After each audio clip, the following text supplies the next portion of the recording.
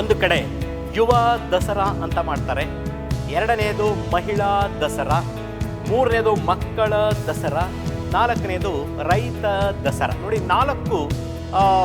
ನಾಲ್ಕು ಹಂತದ ವ್ಯವಸ್ಥೆಯೊಳಗೆ 4 ದಸರಾಗಳು ಇಲ್ಲಿ ಮೇಳೈಸ್ತವೆ. ಮೊಟ್ಟ ಮೊದಲ ಬಾರಿಗೆ ಹೊರ ರಾಜ್ಯದ ಒಂದು ವಿಶೇಷವಾದಂಥ ಲೈಟಿಂಗ್ಸ್ ಅನ್ನು, ಅಂದರೆ ಕೋಲ್ಕತ್ತಾದಿಂದ ಮೂಮೆಂಟ್ ಲೈಟ್ಸ್ ಅಂತ ಹೇಳ್ತಾರೆ, ರನ್ನಿಂಗ್ ಲೈಟ್ಸ್ ಅಂತ ಹೇಳ್ತಾರೆ, ಆ ಮೂಮೆಂಟ್ ಲೈಟ್ಸನ್ನು ಅಥವಾ ರನ್ನಿಂಗ್ ಲೈಟನ್ನು ಇಲ್ಲಿ ಅವರು ಅಳವಡಿಸ್ಕೊಂಡು ಮೊದಲ ಬಾರಿಗೆ ಈ ಒಂದು ದೀಪಾಲಂಕಾರವನ್ನು ಮಾಡ್ತಾ ಇರೋದು ಈ ವರ್ಷದ ಒಂದು ಮೈಸೂರಿನ ಏನು ಲೈಟಿಂಗ್ಸ್ ಇದೆ ಅದರ ಒಂದು ವಿಶೇಷತೆ ಅಂತ ಹೇಳ್ಬೋದು. ದಸರಾ ಕಾರ್ಯಕ್ರಮಗಳು ಅಂತ ನಾವು ನೋಡಲೇಬೇಕು. ಬಹುಶಃ ಈ 10 ದಿನಗಳ ಕಾಲ ನಡೆಯುವಂಥ ಮೈಸೂರು ದಸರಾದ ಸಂದರ್ಭದಲ್ಲಿ 10 ದಿನಗಳು ಕೂಡ ವಿಭಿನ್ನವಾದಂಥ ಕಾರ್ಯಕ್ರಮಗಳು ನಡೀತವೆ. ಈ ದಸರಾ ಅನ್ನುವಂಥ ಒಂದು ಪದವನ್ನೇ ಇಟ್ಕೊಂಡು ನೀವು ನೋಡ್ಬೋದು, ಒಂದು ಕಡೆ ಯುವ ದಸರಾ ಅಂತ ಮಾಡ್ತಾರೆ, ಎರಡನೆಯದು ಮಹಿಳಾ ದಸರಾ, ಮೂರನೇದು ಮಕ್ಕಳ ದಸರಾ, ನಾಲ್ಕನೇದು ರೈತ ದಸರಾ. ನೋಡಿ, ನಾಲ್ಕು ಹಂತದ ವ್ಯವಸ್ಥೆಯೊಳಗೆ 4 ದಸರಾಗಳು ಇಲ್ಲಿ ಮೇಳೈಸ್ತವೆ.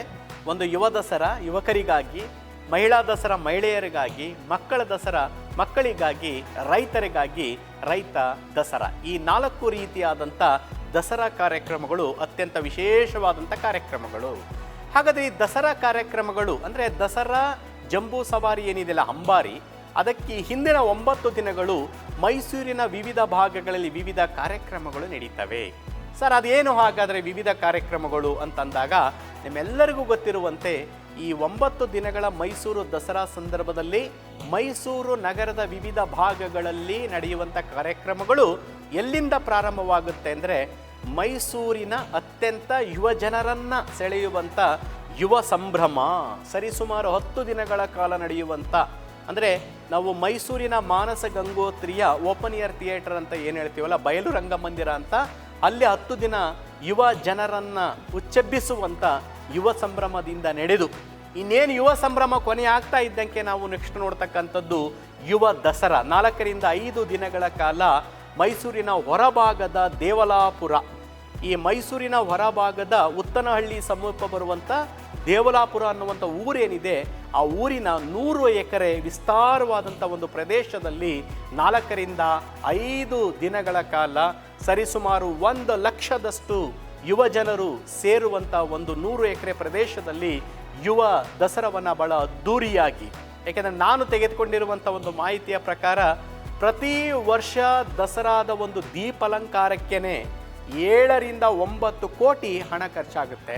ಚಾಮುಂಡೇಶ್ವರಿ ವಿದ್ಯುತ್ ಸರಬರಾಜು ನಿಗಮ ಏನಿದೆ ಅದರ ಮೂಲಕ ಪ್ರವಾಸಿಗರೆಲ್ಲರಿಗೂ ಕೂಡ, ನೆರೆಹೊರೆಯ ಪ್ರವಾಸಿಗರೆಲ್ಲರಿಗೂ ಕೂಡ ಮೈಸೂರಿನ ದೀಪಾಲಂಕಾರ ಸತತ 21 ದಿನಗಳ ಕಾಲ, ಅಂದರೆ 3 ವಾರಗಳ ಕಾಲ ಈ ದೀಪಾಲಂಕಾರವನ್ನು ನೋಡಲಿಕ್ಕೆ ಒಂದು ಚಂದ. ಇಂಥ ಒಂದು ದೀಪಾಲಂಕಾರಕ್ಕೆ ಸರ್ಕಾರ 7 ರಿಂದ 9 ಕೋಟಿ ಖರ್ಚು ಮಾಡಿದರೆ, ಇಂಥ ಒಂದು ಯುವ ದಸರಾಕ್ಕೆ ನಿಮಗೆ ಗೊತ್ತಿದೆ ಅತ್ಯದ್ಭುತವಾದಂಥ, ಅಂದರೆ ರಾಷ್ಟ್ರ ಮಟ್ಟದಲ್ಲಿ ಪ್ರಚಾರ ಆಗಿರ್ತಕ್ಕಂಥ ಕೆಲವು ಗಾಯಕರನ್ನು, ಅಂದರೆ ಹಾಲಿವುಡ್ ಗಾಯಕರಿರ್ಬೋದು, ಬಾಲಿವುಡ್ ಗಾಯಕರಿರ್ಬೋದು, ಸ್ಯಾಂಡಲ್ವುಡ್ ಸುಪ್ರಸಿದ್ಧ ಗಾಯಕರನ್ನು ಆಹ್ವಾನ ಮಾಡಬೇಕು ಅಂದರೆ ಇಲ್ಲೂ ಕೂಡ ಸರಿಸುಮಾರು ಒಂದು 14 ರಿಂದ 15 ಕೋಟಿ, ಅಂದರೆ ಬಹುಶಃ ಇಡೀ ದಸರಾದಲ್ಲಿ ಅತಿ ಹೆಚ್ಚು ಹಣವನ್ನು ಸರ್ಕಾರ ಖರ್ಚು ಮಾಡ್ತಾ ಇರುವಂಥ ವಿಭಾಗಗಳಲ್ಲಿ ಯುವ ದಸರಾವು ಕೂಡ ಒಂದು. ಕನಿಷ್ಠ ಈ ಒಂದು 14 ರಿಂದ 15 ಕೋಟಿ ಹಣವನ್ನು ಯುವ ದಸರಾಗೆ ಖರ್ಚು ಮಾಡಿ ಭಾಳ ಅದ್ಧೂರಿಯಾಗಿ 5 ದಿನಗಳ ಕಾಲ ಯುವಕರಿಗೆ ಅಂತಲೇ ಈ ಒಂದು ಕಾರ್ಯಕ್ರಮವನ್ನು ಮೈಸೂರಿನ ಹೊರಭಾಗದಲ್ಲಿ ನಡೆಸ್ತಾರೆ. ಯಾಕೆಂದರೆ ಇದಕ್ಕೂ ಮೊದಲು ಈ ಒಂದು ಯುವ ದಸರಾವನ್ನು ನಮ್ಮ ಮೈಸೂರಿನ ಮಹಾರಾಜ ವಿಶಾಲವಾದಂಥ ಒಂದು ಮೈದಾನ ಪ್ರದೇಶದಲ್ಲಿ ನಡೆಸ್ತಾ ಇದ್ರು. ಆದರೆ ಕಿಕ್ಕಿರಿದ ಜನಸ್ತೋಮ, ಅಲ್ಲಿ ಸ್ಥಳಾವಕಾಶ ಹೆಚ್ಚು ಆಗೋದಿಲ್ಲ, ಜಾಗ ಇಲ್ಲ ಅನ್ನೋ ಕಾರಣಕ್ಕೆ ಅದನ್ನು ಉತ್ತನಹಳ್ಳಿ ಸಮೀಪದ ದೇವಲಾಪುರಕ್ಕೆ ಶಿಫ್ಟ್ ಮಾಡಿದ್ದಾರೆ. ಭಾಳ ಅತ್ಯದ್ಭುತವಾಗಿ ಆ ಒಂದು ಕಾರ್ಯಕ್ರಮ ಕಳೆದ ಒಂದು 2-3 ವರ್ಷಗಳಿಂದ ಮೂಡಿ ಬರ್ತಾ ಇದೆ. ಬಹುಶಃ ಅದು ಹಾಗೆ ಮುಂದುವರಿಯೋದು ಸೂಕ್ತ ಅಂತ ನನ್ನ ವೈಯಕ್ತಿಕ ಅಭಿಪ್ರಾಯ. ಅದ್ರ ಜೊತೆಗೆ ಆಹಾರ ಮೇಳ, ಏನು ಆಹಾರ ಪ್ರಿಯರಿದ್ದಾರೆ ಅವರಿಗೆ ಶುದ್ಧ ಸಸ್ಯಾಹಾರ ಇರ್ಬೋದು, ಶುದ್ಧ ಮಾಂಸಾಹಾರ ಇರ್ಬೋದು, ಎರಡೂ ಬಗೆಯ ಖಾದ್ಯಗಳು, ಸಿಹಿ ತಿನಿಸುಗಳು, ಖಾರ ತಿನಿಸುಗಳು ಸಿಗುವಂಥ ಸರಿಸುಮಾರು ಒಂದು 8-10 ದಿನಗಳ ಒಂದು ಆಹಾರ ಮೇಳವು ಕೂಡ ಈ ದಸರಾ ಸಂದರ್ಭದ ಒಂದು ಆಕರ್ಷಣೆಯಾಗಿರುತ್ತೆ. ಅದನ್ನು ಬಿಟ್ಟರೆ ನಾವು ವಸ್ತು ಪ್ರದರ್ಶನ, ಬಹುಶಃ ನಿಮಗೆ ಗೊತ್ತಿದೆ ದಸರಾದ ಉದ್ಘಾಟನೆ ಆಗುವಂಥ ದಿನದಂದೇ ಹಲವಾರು ಉದ್ಘಾಟನೆಗಳಾಗ್ತವೆ. ಅದರಲ್ಲಿ ನಾವು ನೋಡುವಂಥ ಎಕ್ಸಿಬಿಷನ್ ಇರ್ಬೋದು, ವಸ್ತು ಪ್ರದರ್ಶನ ಅವತ್ತು ಇನಾಗ್ರೇಷನ್ ಆಗುತ್ತೆ. ಫ್ಲವರ್ ಎಕ್ಸಿಬಿಷನ್ ಕೂಡ ಅವತ್ತು ಉದ್ಘಾಟನೆ ಆಗುತ್ತೆ, ಆಹಾರ ಮೇಳ ಅವತ್ತು ಉದ್ಘಾಟನೆ ಆಗುತ್ತೆ, ಕುಸ್ತಿ ಪಂದ್ಯಾವಳಿಗಳು ಅವತ್ತು ಉದ್ಘಾಟನೆ ಆಗುತ್ತೆ. ಅದರ ಜೊತೆಗೆ ಸಂಗೀತ ನೃತ್ಯ ಕಾರ್ಯಕ್ರಮಗಳು ನಮ್ಮ ಜಗನ್ಮೋಹನ ಅರಮನೆ ಇರ್ಬೋದು, ನಮ್ಮ ಮೈಸೂರಿನ ಅಂಬಾವಿಲಾಸ ಅರಮನೆಯಲ್ಲಿರ್ಬೋದು. ಅದರ ಜೊತೆಗೆ ನಾವು ರಂಗಾಚಾರ್ಲು ಟೌನ್ ಹಾಲ್ ಇದೆ, ಅಲ್ಲಿಯೂ ಕೂಡ ಉದ್ಘಾಟನೆ ಆಗ್ತವೆ. ಇದರ ಜೊತೆಗೆ ಚಲನಚಿತ್ರೋತ್ಸವವೂ ಕೂಡ ಅವತ್ತೇ ಆರಂಭ ಆಗುತ್ತೆ. ನಾನು ಆಗಲೇ ಹೇಳಿದೆ, ಅದು ಮಕ್ಕಳ ದಸರಾದಿಂದ ಹಿಡಿದು ಯುವ ದಸರಾದಿಂದ ಹಿಡಿದು ಮಹಿಳಾ ದಸರಾದಿಂದ ಹಿಡಿದು ರೈತ ದಸರಾದವರೆಗೂ ಕೂಡ ಎಲ್ಲವೂ ಕೂಡ ಸಾಂಗೋಪಸಾಂಗವಾಗಿ ಮತ್ತು ಇಡೀ ಮೈಸೂರೇ ಆ ದಸರಾ ಉದ್ಘಾಟನೆಯ ದಿನ ಮಧುವಣಗಿತ್ತಿಯಂತೆ ಅತ್ಯದ್ಭುತವಾದಂಥ ವರ್ಣರಂಜಿತವಾದಂಥ ದೀಪಾಲಂಕಾರದಿಂದ ಕಂಗೊಳಿಸ್ತಾ ಇರುತ್ತೆ.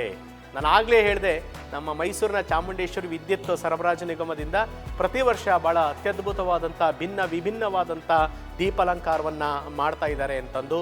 ಅದರಲ್ಲೂ ವಿಶೇಷವಾಗಿ ನಾನು ಆಗಲೇ ಹೇಳಿದಂತೆ 135 ಕಿಲೋಮೀಟರ್ ರೇಡಿಯೇಷನ್ನಲ್ಲಿ ಈ ಒಂದು ದೀಪಾಲಂಕಾರವನ್ನು 118 ಸರ್ಕಲ್ಸ್ ವೃತ್ತಗಳಿಂದ ಹಿಡಿದು ಹೆಚ್ಚು ಕಡಿಮೆ 60 ಈ ಬಾರಿಯ ಒಂದು ದಸರಾ ಸಂದರ್ಭದಲ್ಲಿ ವಿವಿಧ ಚೌಕಿ ಅಂದರೆ ಸರ್ಕಲ್ಗಳಲ್ಲಿ ವರ್ಣರಂಜಿತವಾದಂಥ 60 ಪ್ರತಿಕೃತಿಗಳಿಗೆ ದೀಪಾಲಂಕಾರವನ್ನು ಮಾಡಿ ಅತ್ಯಂತ ಸೊಗಸಾದಂಥ ಒಂದು ಲೈಟಿಂಗ್ಸನ್ನು ಮಾಡ್ತಾ ಇದ್ದಾರೆ. ಇದರಿಂದ ದಸರಾ ಸಂದರ್ಭದಲ್ಲಿ ನೋಡಲು ಮೈಸೂರು ಈ ದೀಪಾಲಂಕಾರದಲ್ಲಿ ಬಲು ಚಂದ. ಆ ದೀಪಾಲಂಕಾರವನ್ನು ನಾವು ನೋಡಬೇಕು ಅಂದರೆ ನಮ್ಮ ಪಾರಂಪರಿಕ ಟಾಂಗಾದಲ್ಲೇ ನಾವು ನೋಡಬೇಕಾಗುತ್ತೆ. ಯಾಕೆಂದರೆ ನಾವು ನಮ್ಮ ಪಾರಂಪರಿಕ ದಸರಾ ಅಂತ ಬಂದಾಗ ನಮ್ಮ ಟಾಂಗಾಗಳು ಕೂಡ ಅತ್ಯಂತ ಪ್ರಮುಖ ಪಾತ್ರ ವಹಿಸ್ತವೆ. ನಾವಿವತ್ತು 2 ವೀಲರ್ ಮತ್ತು 4 ವೀಲರ್ಗಳಲ್ಲಿ ಲೈಟಿಂಗ್ಸನ್ನು ನೋಡೋಕೆ ಹೋಗ್ತೀವಿ. ಹೋಗಬೇಡಿ ನೀವು, ದಯಮಾಡಿ ನನ್ನ ಒಂದು ಸಲಹೆ ಏನು ಅಂತಂದರೆ ಟಾಂಗಾಗಳಲ್ಲಿ ಹೋಗಿ ಆ ಟಾಂಗಾಗಳನ್ನು ನಡೆಸ್ತಕ್ಕಂಥವ್ರಿಗೂ ಕೂಡ ಒಂದು ಜೀವನ ಆಗುತ್ತೆ, ಅವ್ರಿಗೂ ಕೂಡ ಒಂದು ಜೀವನ ನಿರ್ವಹಣೆ 4 ಕಾಸು ಸಿಗುತ್ತೆ. ಅವರ ಬದುಕು ಕೂಡ ವರ್ಷಕ್ಕೊಂದ್ಸರಿ ಮಾತ್ರ ಅವರಿಗೆ ಈ ಒಂದು ಸಂದರ್ಭ ಒದಗಿ ಬರ್ತಕ್ಕಂಥದ್ದು. ಆದ್ದರಿಂದ ಟಾಂಗಾಗಳಲ್ಲಿ ಹೋಗಿ ನೀವು ಈ ದೀಪಾಲಂಕಾರವನ್ನು ಎಂಜಾಯ್ ಮಾಡಬೇಕು ಅನ್ನುವಂಥದ್ದು ನನ್ನ ಅಭಿಲಾಷೆ. ಅದರಲ್ಲೂ ಈ ಬಾರಿಯ ದಸರಾದ ಒಂದು ಲೈಟಿಂಗ್ಸ್ ವಿಶೇಷತೆ ಏನು ಅಂತಂದರೆ, ಮೊಟ್ಟ ಮೊದಲ ಬಾರಿಗೆ ಹೊರ ರಾಜ್ಯದ ಒಂದು ವಿಶೇಷವಾದಂಥ ಲೈಟಿಂಗ್ಸನ್ನು ಅಂದರೆ ಕೋಲ್ಕತ್ತಾದಿಂದ ಮೂಮೆಂಟ್ ಲೈಟ್ಸ್ ಅಂತ ಹೇಳ್ತಾರೆ, ರನ್ನಿಂಗ್ ಲೈಟ್ಸ್ ಅಂತ ಹೇಳ್ತಾರೆ.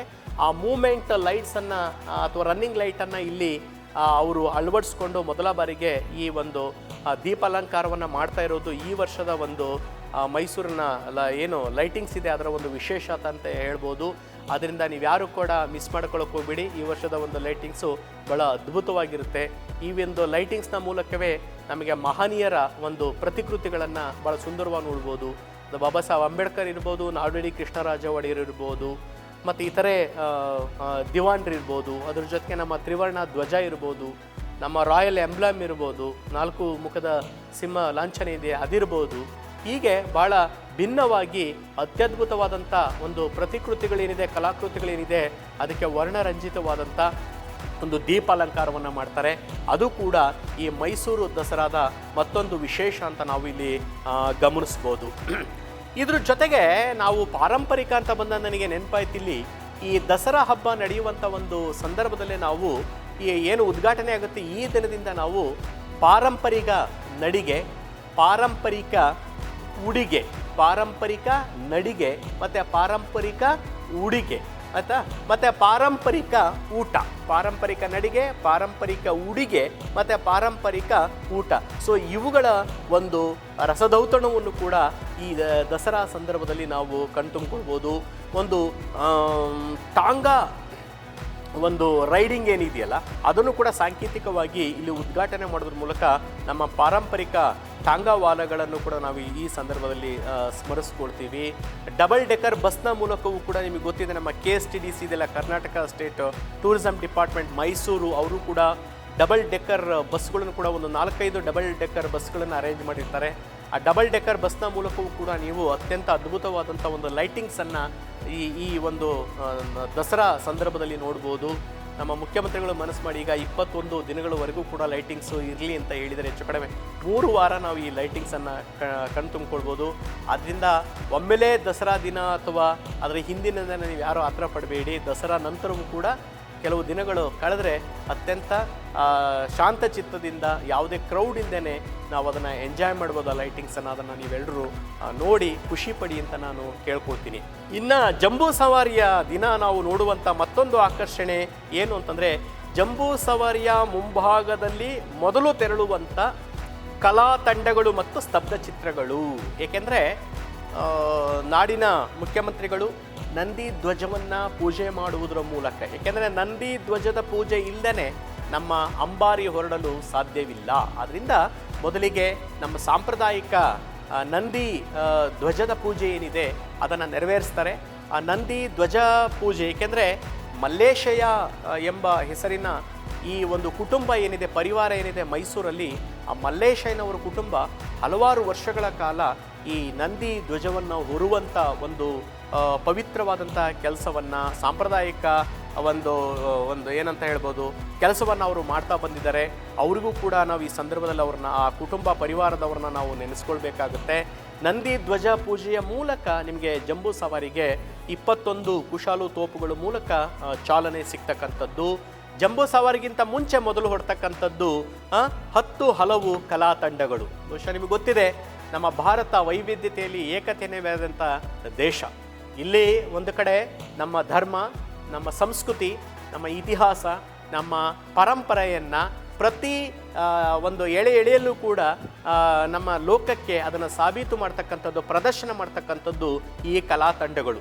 ಈ ಕಲಾ ತಂಡಗಳಲ್ಲಿ ಒಂದು ಕಡೆ ಜಾನಪದ ಹಿನ್ನೆಲೆಯಿಂದ ಬಂದಂಥ ಕಲಾ ತಂಡಗಳಿರ್ತವೆ, ಲಾವಣಿಯ ಹಿನ್ನೆಲೆಯಿಂದ ಬಂದಂಥ ಕಲಾ ತಂಡಗಳು, ಹರಿಕಥೆಯ ಹಿನ್ನೆಲೆಯಲ್ಲಿ ಬಂದಂಥ ಕಲಾ ತಂಡಗಳು, ಯಕ್ಷಗಾನದ ಹಿನ್ನೆಲೆಯಲ್ಲಿ ಬಂದಂಥ ಕಲಾ ತಂಡಗಳು, ಹೀಗೆ ವಿವಿಧ ಧಾರ್ಮಿಕ ನೆಲೆಗಟ್ಟುಗಳು, ಮಜಲುಗಳಲ್ಲಿ ಬಂದಂಥ ಅದ್ಭುತವಾದಂಥ ಕಲಾ ತಂಡಗಳನ್ನು ನಾವಿಲ್ಲಿ ಆಸ್ವಾದಿಸ್ಬೋದು. ಹೆಚ್ಚು ಕಡಿಮೆ ಒಂದು 50ರಿಂದ ಹಿಡಿದು 100ಕ್ಕೂ ಹೆಚ್ಚು ಕಲಾ ತಂಡಗಳು ಪ್ರತಿ ವರ್ಷ ಈ ದಸರಾ ಸಂದರ್ಭದಲ್ಲಿ ಭಾಗವಹಿಸ್ತವೆ. ಅದರ ಜೊತೆಗೆ ಅತ್ಯಂತ ಪ್ರಮುಖವಾದಂಥ ಆಕರ್ಷಣೆ ಅಂದರೆ ಸ್ತಬ್ಧ ಚಿತ್ರಗಳು. ನಮ್ಮ ಮೈಸೂರಿನ ಉಸ್ತುವಾರಿ ಮಂತ್ರಿಗಳು ಹೇಳಿರುವ ಪ್ರಕಾರ ಈ ಬಾರಿ ಸರಿಸುಮಾರು ಒಂದು 55 ಸ್ತಬ್ಧ ಚಿತ್ರಗಳು, ಟ್ಯಾಬ್ಲೋಗಳು ಭಾಗವಹಿಸ್ತವೆ ಅಂತ ಹೇಳಿದ್ದಾರೆ. ಬಹುಶಃ ನಿಮಗೆ ಗೊತ್ತಿರಿದೆ, ಪ್ರತಿ ಜಿಲ್ಲೆಗಳಿಂದಲೂ ಕೂಡ ಒಂದೊಂದು ಸ್ತಬ್ಧ ಚಿತ್ರ ಭಾಗವಹಿಸುತ್ತೆ. ಹೆಚ್ಚು ಕಡಿಮೆ ಅದೇ ಒಂದು 32 ಸ್ತಬ್ಧ ಚಿತ್ರಗಳು, ಟ್ಯಾಬ್ಲೋಗಳು ಈ ದಸರಾದಲ್ಲಿ ಭಾಗವಹಿಸ್ತವೆ.